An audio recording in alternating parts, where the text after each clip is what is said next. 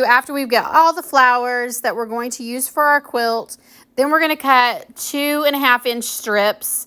And I am using this purple to connect my flowers together. So after we cut the 2.5-inch strips, then we're going to cut our hexagons, in which we're using the same template that we used for our flowers.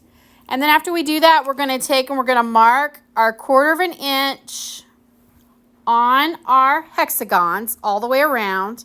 And then we will sew these to our flowers. And so to connect our flowers. So let's get all those marked and then we'll go from there. Okay, now we're going to put our purple hexagons onto our flowers.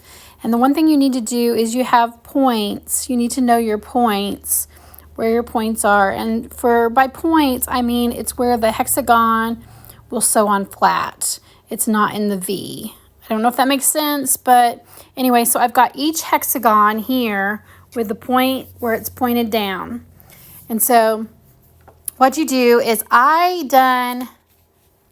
so this one I done 9, but you do 8 around, and then I stopped right here.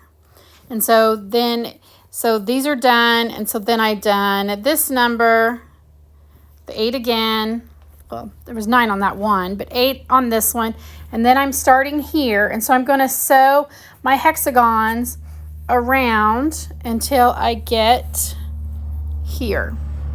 Now, I did not sew the hexagons on the bottom yet. That I'll just do later. Right now, I'm just doing to connect my flowers. And so what I'm going to do is I'm going to go through here and I'm going to put some more hexagons on. And you're going to do it just like you were making the flower.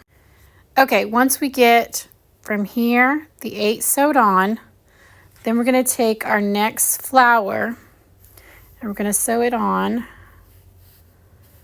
right here. And stay tuned for the next part so I can show you how to do that. Actually, it's going to be right here, not there. And so stay tuned for the next one.